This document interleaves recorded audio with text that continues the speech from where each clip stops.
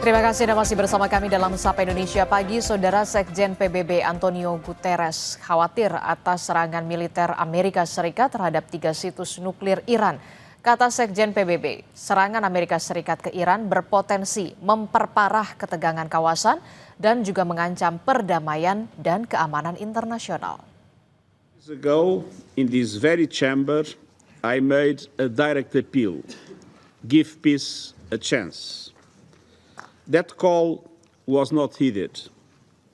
Instead, the bombing of Iranian nuclear facilities by the United States marks a perilous turn in a region that is already reeling. From the outset of the crisis, I have repeatedly condemned any military escalation in the Middle East. The people of the region cannot endure another cycle of destruction. And yet, we now risk descending into a rat hole of retaliation after retaliation. To avoid it, diplomacy must prevail.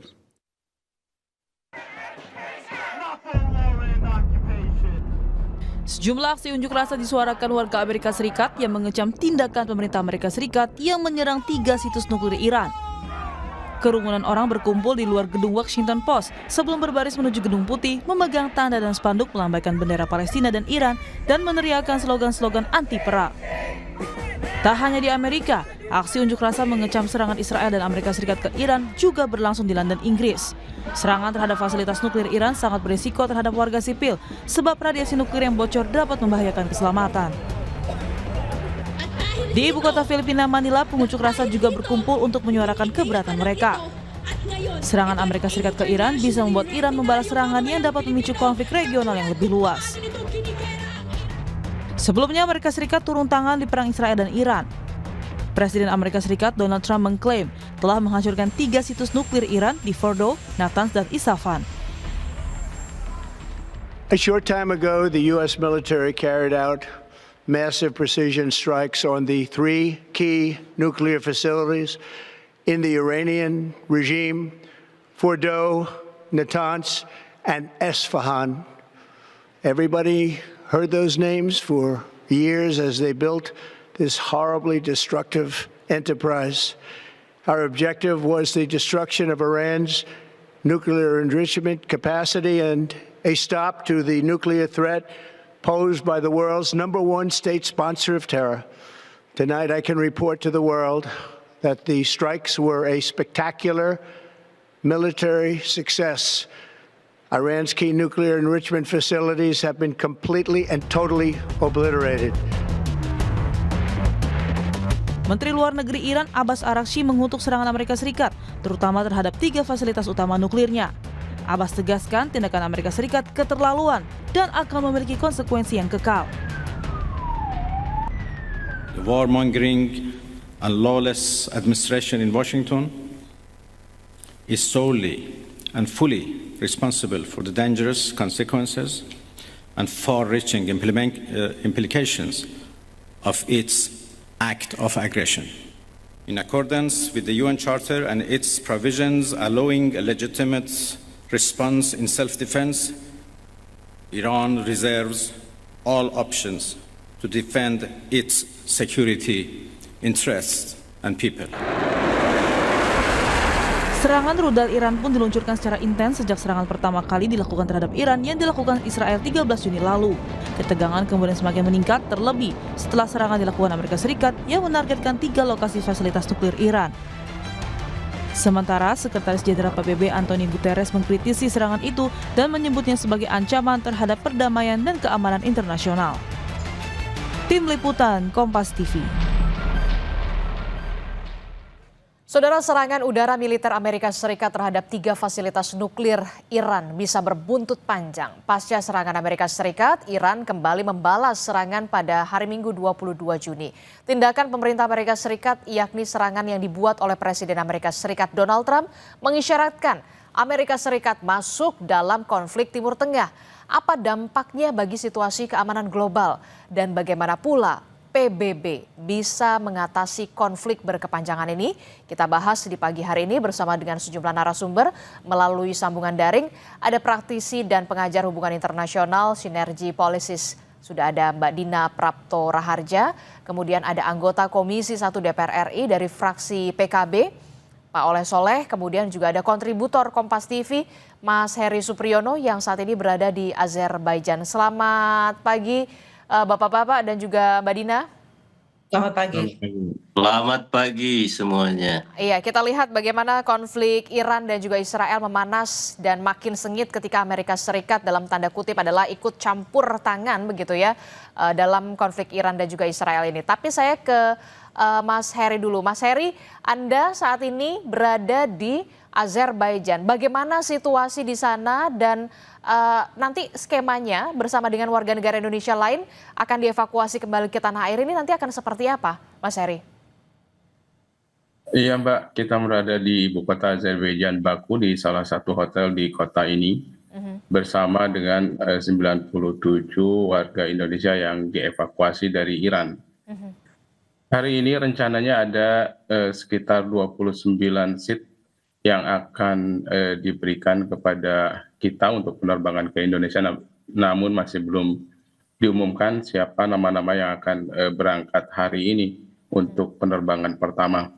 Karena memang sebelumnya sudah direncanakan ada kurang lebih 3 penerbangan ke Indonesia bagi 97 warga negara Indonesia yang berada di Baku sekarang.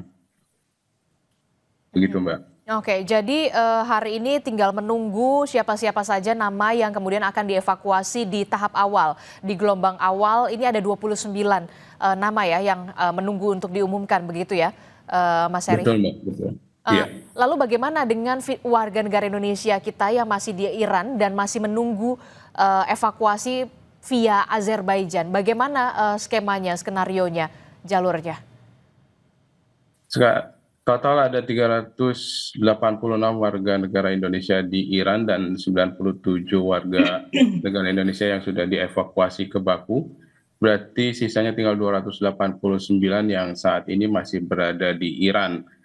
Dan menurut keterangan terbaru dari KBRI, pihak KBRI di Teheran sudah membuat grup media sosial lokal karena internet di beberapa kota memang dibatasi oleh pemerintah Iran untuk menjaga keamanan, sehingga KBRI Teheran membuat grup untuk memfasilitasi komunikasi antara warga di Iran dengan menggunakan media sosial lokal, dan rencananya KBRI juga membuka gelombang kedua evakuasi yang deadline-nya hingga hari Selasa besok, Mbak. Oke, berarti ini dievakuasi melalui jalur darat ya, atau seperti apa? Iya, sebagaimana kita lakukan di hari Jumat kemarin, kita dievakuasi dari Tehran menuju pos perbatasan Astara, Azerbaijan dan Iran, kurang lebih 9 jam perjalanan. Dari situ kemudian dibawa ke Baku menggunakan jalur darat lagi, dan dari Baku kemudian nanti diterbangkan ke Indonesia begitu. Bagaimana situasi di sana? Sebegitu mencekamkah dan untuk melewati perbatasan-perbatasan itu banyak jalur yang kemudian pengamanannya diperketat ya, Mas Heri? Selama perjalanan darat nyaris tidak ada hambatan apapun, Mbak, yang dikhawatirkan kebanyakan orang bahwa ada kemungkinan serangan dari dalam. Tidak ada, karena memang yang menyerang ini dari luar, kebanyakan dari hampir semua berasal dari luar perbatasan Iran, dari Israel tentunya, atau Amerika Serikat. Dan selama perjalanan nyaris tidak ada hambatan apapun, kita tiba dengan selamat di pos perbatasan Astara hingga sampai di kota Baku, dan sampai hari ini tengah menunggu giliran penerbangan begitu. Anda masih berkomunikasi dengan warga negara Indonesia kita yang masih berada di Iran, bagaimana situasi mereka, kondisi di Iran sendiri, apakah kemudian makin terbatas kegiatan mereka atau aktivitas mereka, Mas Heri? Ya, saya masih berkomunikasi dengan teman-teman di Iran, termasuk di beberapa kota, termasuk Tehran. karena pemerintah Iran melakukan pembatasan internet di beberapa kota seperti kota Qum yang merupakan konsentrasi warga negara Indonesia di Iran. Kita lebih banyak menggunakan media sosial, aplikasi media sosial yang lokal gitu Mbak, karena yang WhatsApp atau yang lainnya, Telegram dan yang lainnya ini dibatasi oleh pemerintah dengan alasan keamanan begitu. Dan mereka kepada saya mengatakan bahwa serangan yang dilakukan Amerika Serikat kemarin malam dari lokasi mereka tinggal tidak terlalu keras terdengar suaranya, berbeda dengan ketika saya berada di Tehran.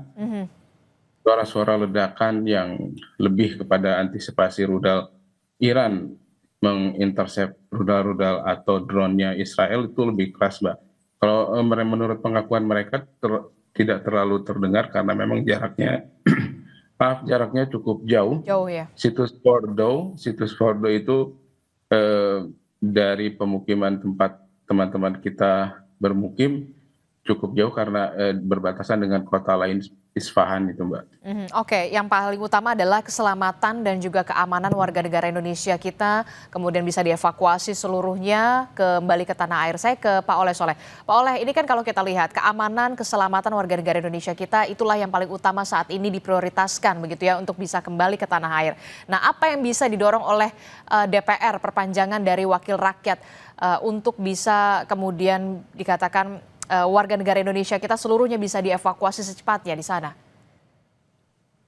Pertama ya tentu DPR mengucapkan rasa terima kasih kepada Pak Presiden melalui Kementerian Luar Negeri yang hari ini terus-menerus melakukan mobilisasi dan koordinasi dalam rangka evakuasi warga yang ada di Palestina maupun di Israel.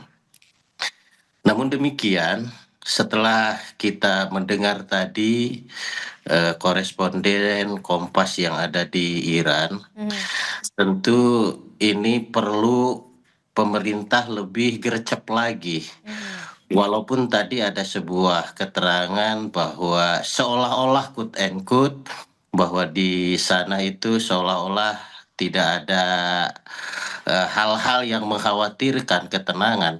Namun demikian, kita melihat dari media bahwa eskalasi perang ini cukup semakin hari semakin memanas. Ya.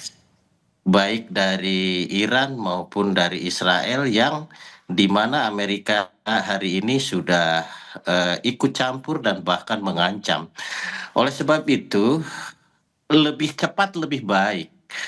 Apa yang disampaikan Pak Presiden tentunya harus segera ditindaklanjuti oleh Kementerian Luar Negeri sekaligus meminta bantuan dari TNI AU untuk segera mengirimkan pesawat dalam rangka evakuasi.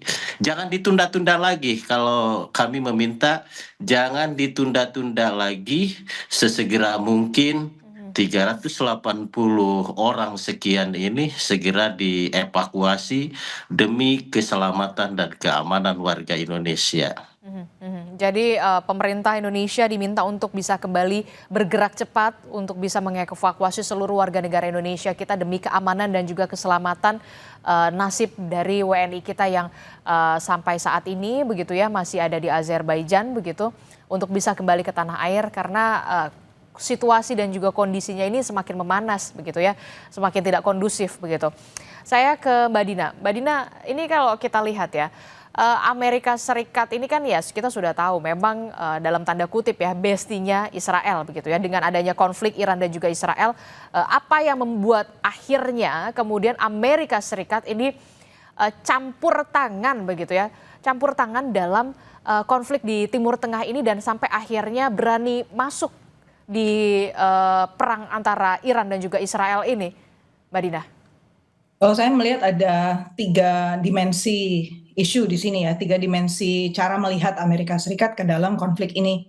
Pertama bahwa minggu sebelumnya itu kan Iran dan Amerika Serikat memulai lagi duduk bersama difasilitasi, dimediasi oleh Oman ya, untuk membicarakan cara-cara yang lebih berbasis diplomasi untuk menghilangkan segala kekhawatiran negara-negara yang ada di Timur Tengah bahwa Iran itu sedang mengembangkan senjata nuklir yang berbahaya.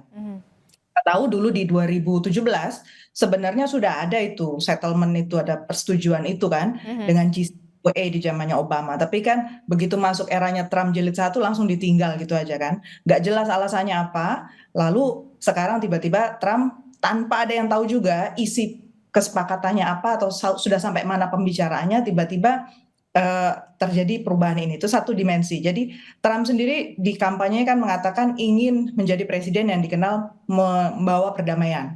Jadi agenda satu yang dia ingin checklist gitu ya, itu agenda pertama. Kemudian yang kedua, di sisi lain dia tahu bahwa Israel itu sebenarnya akan kurang suka kalau situasi Timur Tengah itu stabil. Karena kemudian tidak ada excuse ya, tidak ada alasan lagi berarti kan kemudian dia harus minta-minta kepada Amerika Serikat atau Eropa misalnya, tolong dong bantu beri kami perlindungan. Jadi itu dimensi yang kedua. Jadi relasi antara Amerika Serikat dengan Israel itu menjadi satu dimensi yang lain. Yang ketiga, kalau kita lihat dalam situasi yang lebih makro lagi, Amerika Serikat ini dalam posisi di tingkat global juga mempertaruhkan reputasinya sebagai major power, hegemon di dunia yang sebelum Trump masuk ini kan sebenarnya sudah kelihatan turun sekali ya dimensi pengaruhnya. Nah sekarang dengan dia bilang kemarin sempat ada semacam ejekan gitu ya di media sosial bahwa Trump itu di mana-mana selalu bilang 2 weeks, everything in 2 weeks gitu, selalu menunggu dalam waktu 2 minggu apapun, soal tarif, soal Iran, soal Cina, apapun.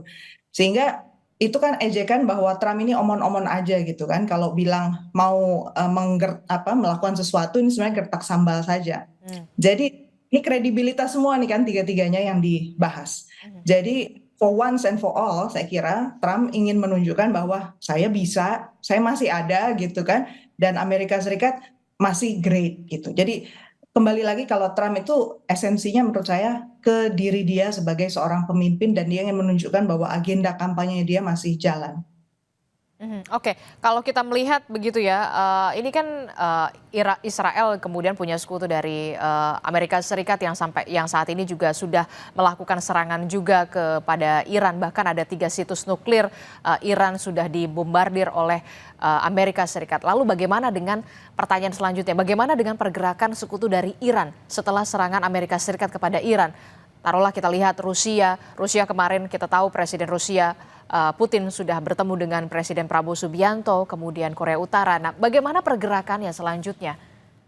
Oke, memang satu yang dilihat itu bilateralnya ya antara Iran dengan Rusia, Iran dengan Cina, kemudian Iran bahkan dengan Saudi ya, itu juga jadi dipantau karena kita tahu jalur-jalur yang mungkin atau opsi-opsi yang mungkin menjadi pilihan buat Iran itu adalah ke negara-negara tersebut.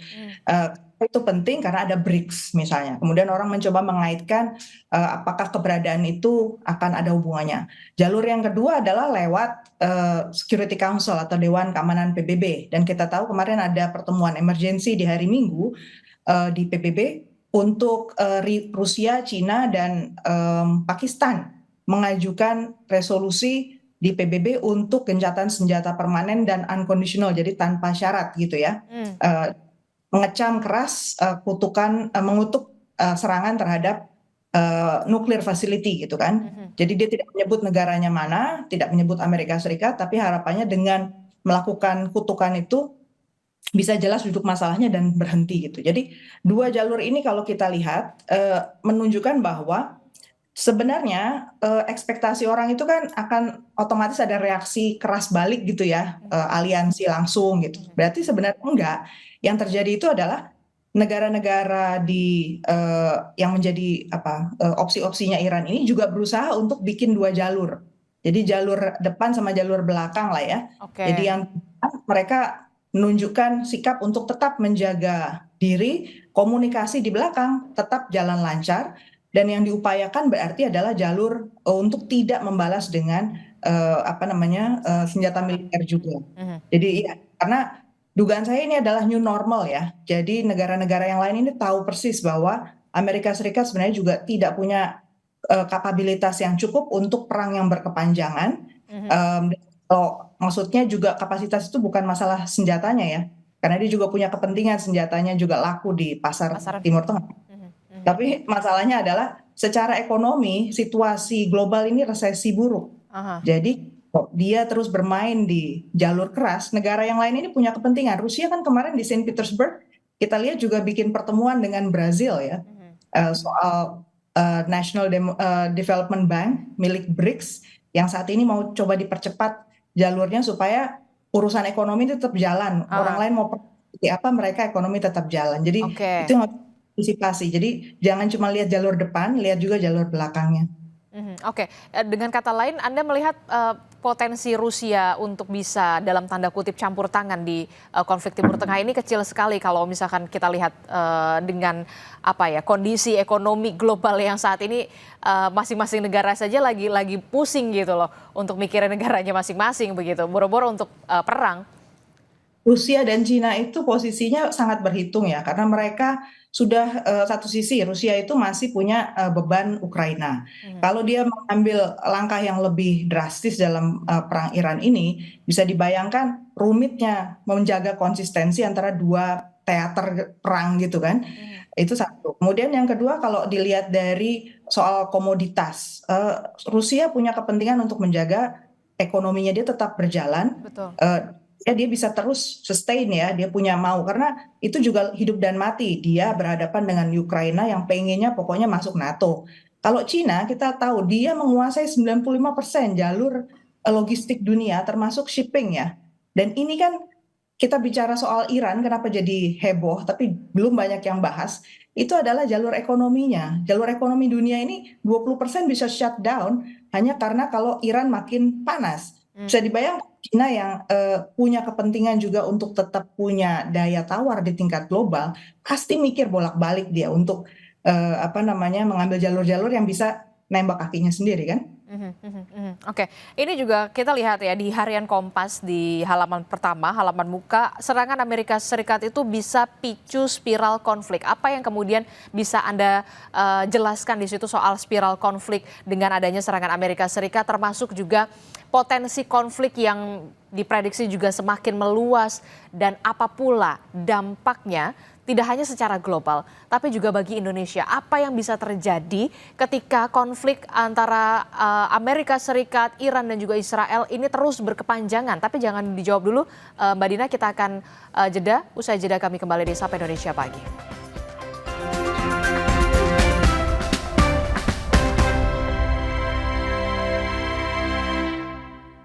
لبيك اللهم لبيك لبيك لا شريك لك لبيك. Pemerintah Arab Saudi menargetkan pada tahun 2030 jumlah jemaah haji mencapai 5 juta dan 30 juta jemaah umroh setiap tahunnya. Ketua Tim Pengawas Haji DPR RI Cucun Samsurijal menyoroti pentingnya langkah antisipatif pemerintah Indonesia menyikapi rencana besar tersebut dalam revisi Undang-Undang Penyelenggaraan Haji dan Umroh. Cucun mengatakan, pemerintah perlu mulai membangun satu aplikasi yang terintegrasi dengan sistem e-Hajj Arab Saudi agar dapat membaca seluruh data jemaah, baik reguler maupun mandiri. Dengan aplikasi yang terintegrasi, pemerintah bisa tetap memantau, melindungi, dan memberikan layanan pada seluruh jemaah haji Indonesia tanpa memandang jalur keberangkatannya. Menurut Cucun, jika program haji mandiri tidak diatur dalam undang-undang, akan berpotensi menimbulkan persoalan serius di lapangan, misalnya jual beli visa, seperti yang terjadi pada visa Haji Furoda. Pasti akan dibuka tentang platform haji mandiri. Nah, ini tetap harus diatur dalam regulasi kita di undang-undang. Jangan sampai tidak terdeteksi seperti ya ada orang jual beli visa Furoda atau juga jual beli nanti visa untuk orang yang haji mandiri ini tetap harus ada diatur dalam regulasi undang-undang. Itu penting ya mengenai haji mandiri ini. Aplikasinya, platformnya menggunakan apa? Tetap pemerintah kita harus bisa mengunci warga kita yang mengikuti program haji mandiri. Peningkatan target 5 juta jemaah haji dan 30 juta jemaah umroh setiap tahunnya sejalan dengan Saudi Vision 2030, di mana pemerintah Arab Saudi akan merancang pengelolaan haji dan umroh secara digital, efisien, dan berskala besar. Dari Mekah, Arab Saudi, Alfat Rizky, TVR Parlemen melaporkan. لبيك اللهم لبيك. Terima kasih Anda masih bersama kami di Sapa Indonesia Pagi. Saudara masih membahas soal bagaimana konflik di Timur Tengah antara Iran dan juga Israel yang semakin sengit dan juga semakin memanas setelah ada campur tangan atau ikut campur dari Amerika Serikat yang juga turut menyerang dari Iran. 3 situs nuklir Iran kemudian dibombardir oleh Amerika Serikat, dan apa dampaknya bagi global dan juga bagi Indonesia terutama, masih membahasnya bersama dengan Pak Oleh Soleh dari DPR, kemudian ada dari warga negara Indonesia kita yang koresponden juga Kompas TV, kemudian juga ada Mbak Dina. Mbak Dina, sebelum saya bertanya soal apa dampak secara global dan terutama bagi Indonesia dengan konflik Timur Tengah, Iran dan juga Israel yang ikut campur tangan Amerika Serikat, tapi kemudian saya ingin juga bertanya begini, antara Iran, Israel, Amerika Serikat, kok ya rasa-rasanya polanya sama ya seperti apa yang dilakukan pada saat itu kepada Irak dan untuk penggulingan Saddam Hussein. Benarkah pola-pola semacam ini terus dilakukan berulang dan saat ini adalah targetnya adalah ke Iran? Jadi pola yang konsisten terjadi itu sekarang sebenarnya adalah pergerakan negara-negara dunia untuk mencoba melepas diri dari dominasi Amerika Serikat di bidang ekonomi maupun pengaruh politik. Mengapa? Karena Amerika Serikat kelihatan makin ingin punya agenda sendiri dan secara ekonomi memang dia sebenarnya tidak bisa sustain ya untuk tanggung jawab global seperti biasanya dia lakukan sebelumnya. Tapi di sisi lain Amerika Serikat itu masih relatif terdepan lah dari segi penguasaan teknologi persenjataan.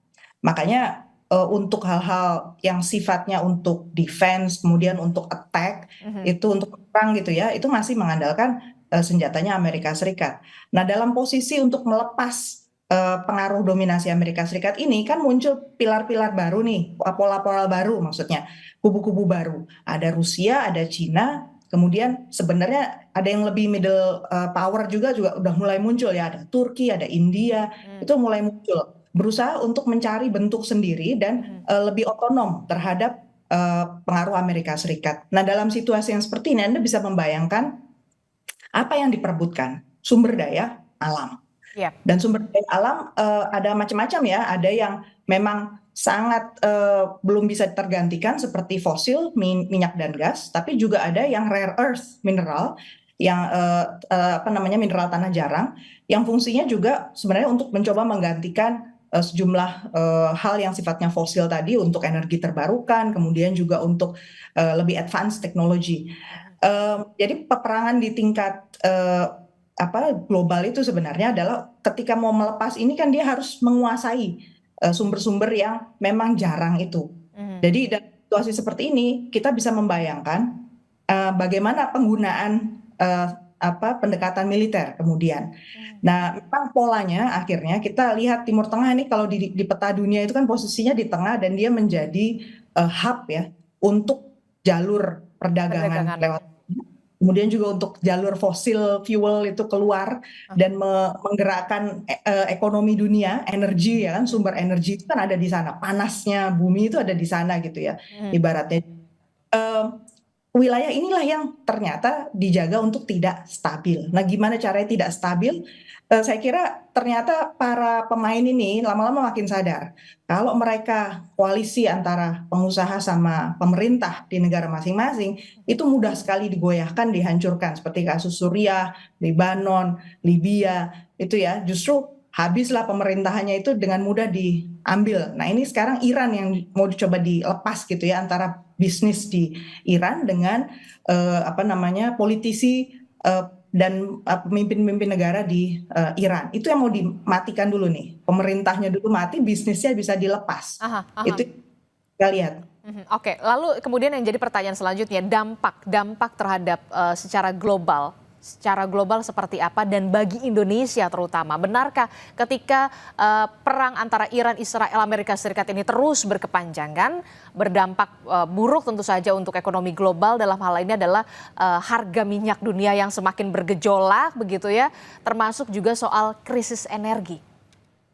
Nah, itu yang harus dikhawatirkan. Sebenarnya ada banyak lini ya, kita bisa ngomong sampai seharian sebenarnya karena dimensinya banyak. Tapi tadi dimensi bahwa negara itu dilemahkan supaya resourcesnya, sumber daya alam itu bisa diambil dengan lebih leluasa, bahkan ketika politiknya pun bisa dipecah untuk menguasai beberapa wilayah dan menjaga, yang penting ada security lah untuk sejumlah bisnis yang sifatnya berbasis mineral. Itu yang harus kita waspadai juga. Jadi modal seperti ini memecah belah situasi bahkan dengan jalur kekerasan militer itu bisa saja terjadi di wilayah kita juga. Kita udah lihat terjadi di Myanmar. Myanmar itu apa? Basisnya kan apa? Coba kurangnya kekuatan tentara mereka awalnya gitu kan. Tetapi kemudian itu bisa dipecah. Sekarang bisnis orang pikir Myanmar masih ada, baik-baik aja gitu kan. Sepertinya padahal situasi di lapangan itu kan bisnisnya yang baik-baik saja, masyarakatnya menderita.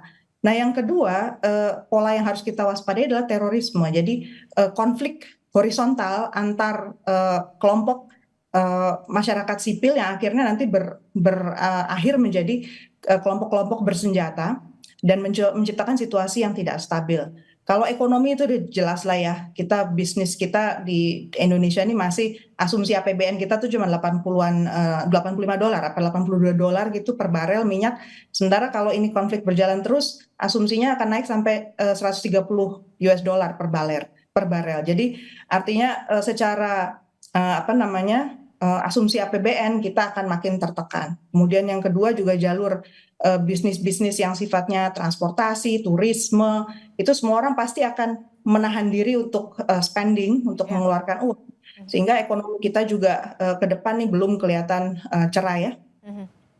Oke, jadi banyak sekali aspek yang kemudian berpengaruh besar begitu ya, tidak hanya secara global tapi juga bagi Indonesia yang kita harapkan juga konflik ini tidak semakin berkepanjangan begitu ya. Saya ke Pak Oleh. Pak Oleh, apa yang bisa dilakukan oleh Indonesia untuk bisa berperan aktif dalam hal diplomasi, kemudian juga dalam hal perdamaian bersama dengan PBB, terlebih juga Pak Prabowo kemarin juga sempat ke Rusia. Apa sebenarnya yang bisa didorong oleh Indonesia untuk kemudian menciptakan perdamaian ini begitu ya? Paling tidak berkepanjangan lah.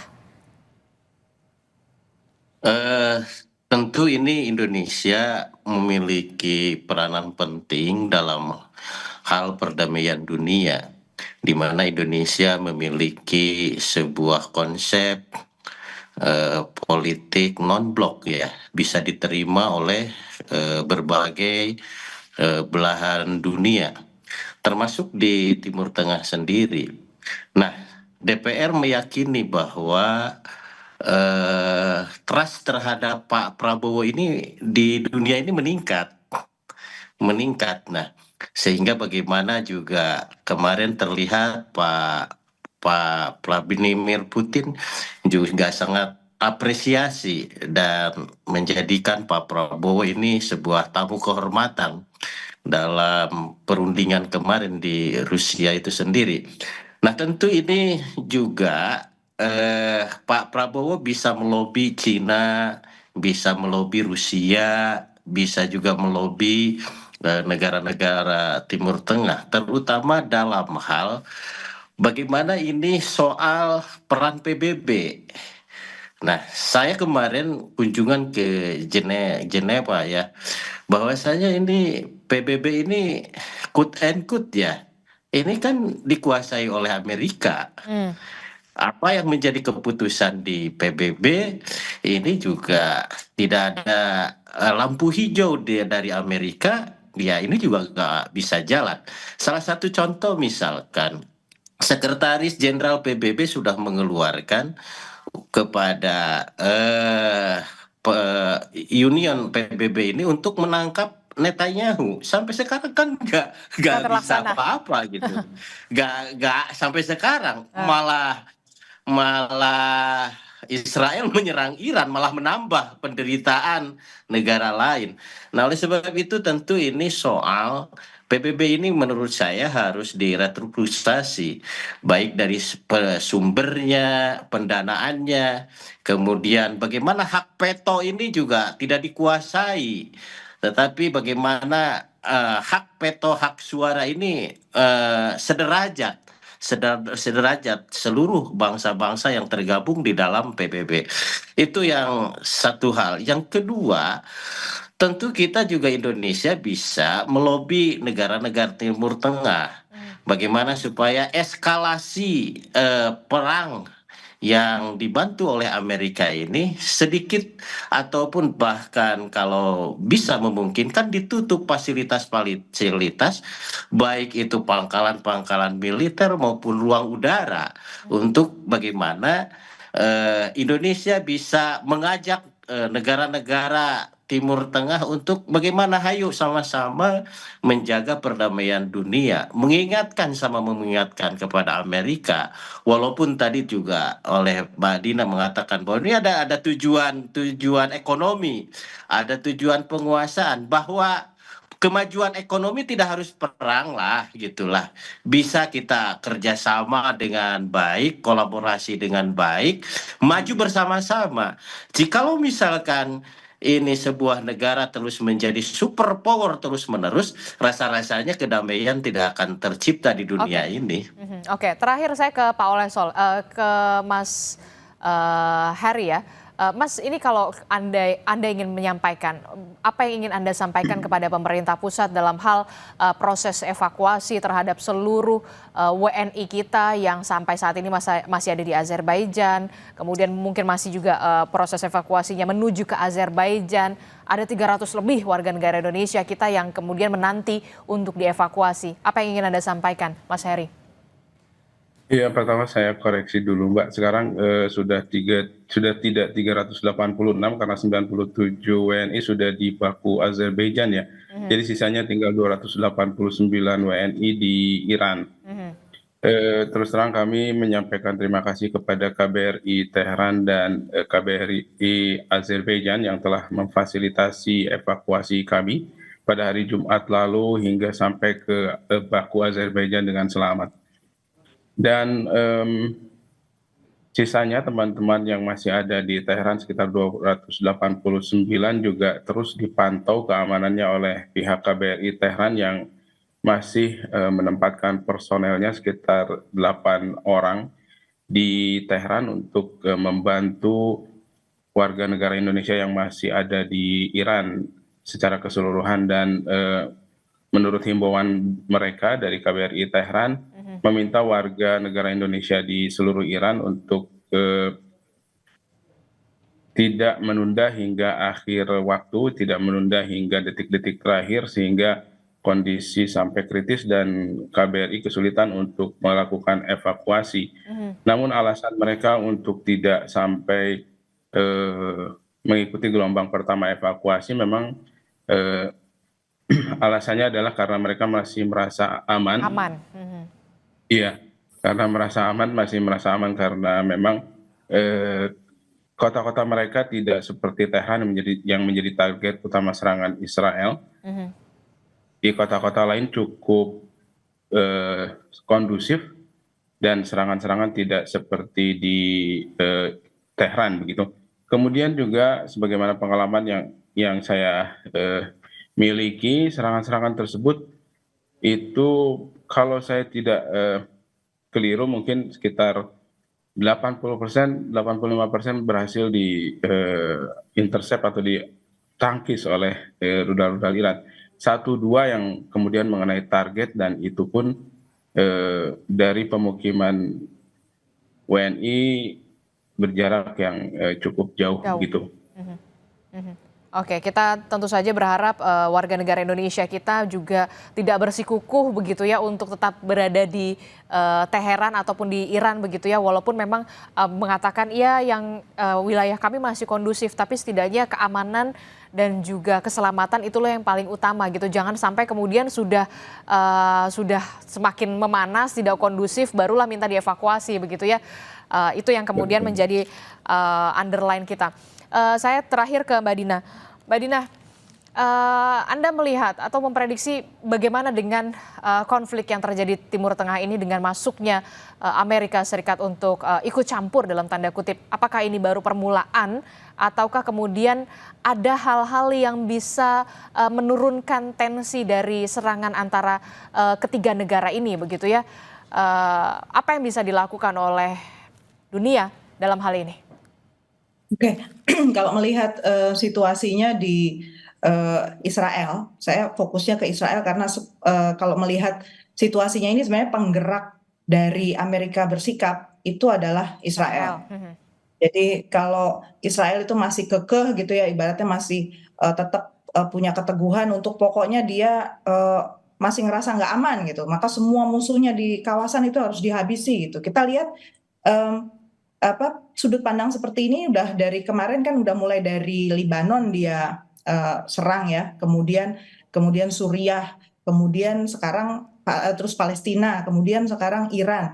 Jadi secara nggak sadar kita sebenarnya membiarkan si Israel ini bergerak makin lebar ya, wilayah yang dia rusak di sekitarnya hanya demi alasan bahwa dia merasa tidak aman. Amerika Serikat sebenarnya sedang menjadi bonekanya Israel saat ini ya, mau aja gitu disuruh untuk menjadi pelindung, menjadi tameng. Jadi situasinya masih berapa lama menurut saya orang Indonesia di Iran harus segera evakuasi ya, memikirkan lebih gambar yang lebih makro gitu, jangka panjang, karena situasi Timur Tengah ini bukan tidak mustahil bergerak ke arah konflik yang lebih melebar, bukan karena negara-negara Gulf misalnya, negara-negara Teluk posisinya sekarang saat ini berusaha untuk menahan diri betul. Jadi negosiasi di belakang layar itu terjadi ya antara Saudi sama Iran, kemudian Qatar, kemudian Oman, itu mereka ngomong semua di belakang. Jadi presiden kita pun, kalau saya boleh punya pandangan sedikit gitu ya, kita itu jangan cuma memperhatikan yang ada di depan. Kenapa masih ada respect gitu ya kepada pihak Indonesia? Karena masih ada ekspektasi bahwa dari misalnya intelijen, kemudian kekuatan ekonomi, itu kan panggung-panggung belakang ya, itu kita punya intercept, punya informasi lebih, sehingga kita bisa membangun narasi tertentu yang membuat situasi jadi lebih stabil. Nah, jadi jangan cuma mengandalkan tampil di depan, muncul di sini, tapi di belakangnya kosong. Nah, itu yang paling berbahaya sebenarnya, karena yang dimainkan sekarang itu layar belakang. Depan itu sekarang sebenarnya boleh saya katakan nggak bisa terlalu dipercaya lah.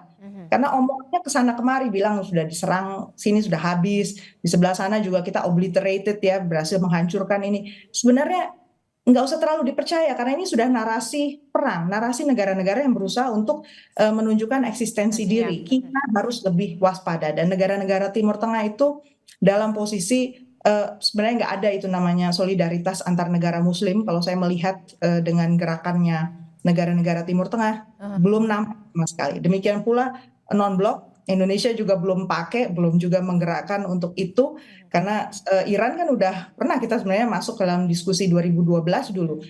Iran tanda tangan, kita bareng-bareng negara non-blok 120 bilang bahwa Iran itu punya hak untuk membangun peaceful energy di bidang nuklir.